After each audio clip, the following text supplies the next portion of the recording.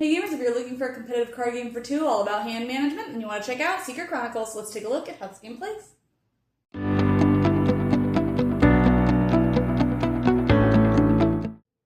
In this game, players will draft 3 Seekers each and form their library out of those Seekers module cards, which they'll start with a couple of those in hand.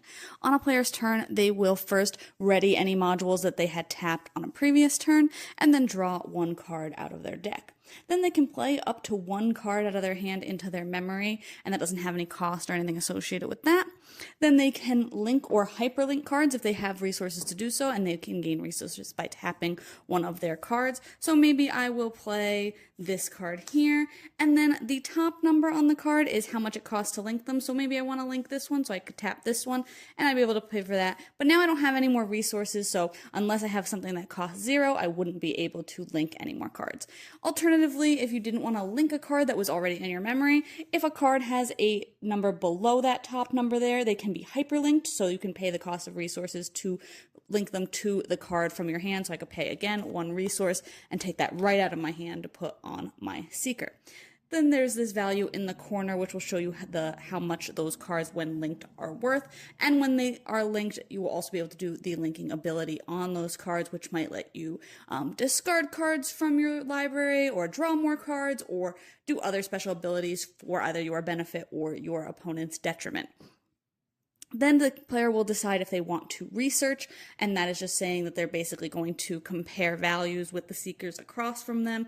So if I research, my opponent will have an opportunity to link cards or hyperlink cards if they can afford to, and then we'll just compare the total values. And whatever the difference is, if I am the one who has more, I will discard that many cards out of my library into my archive. And then the turn would pass to the next player. Ultimately, you want to archive all of the cards in your library 3 times in order to win, so then you'll go from hypothesis to evidence to conclusion to victory. First player who is able to do so will be the winner.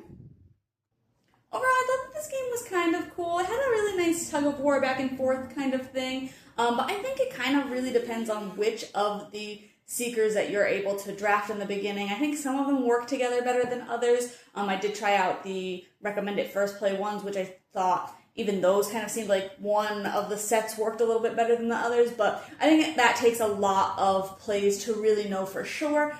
Getting used to those cards is definitely something that you're going to want to do. This is definitely a game that benefits from a lot of plays, because once you kind of learn your cards, you kind of maybe know what's better to hang on to for linking versus what you can kind of throw away or use just for the resources that you need to link things.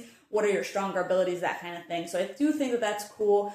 This is definitely going to be something where people who like to play a lot of those shorter games over and over again, this is really going to shine for them, I think. Something I did forget to mention in the overview was also that when a Seeker has 7 points on them is when you can bring out your next Seeker and you'll get their kind of core card into your hand, and that just allows you to have more Seekers in order to link more cards to the different Seekers and have more power for when you're researching. So I thought that was kind of cool, but that kind of leads into a first player advantage, I thought, where if you're able to get to 7 sooner and the other player isn't as quickly, then you're going to have more Seekers out, and I think it's going to give you a lot more flexibility. Overall, I did think it came down a lot to the shuffle, even when you had like kind of really all of your strong cards.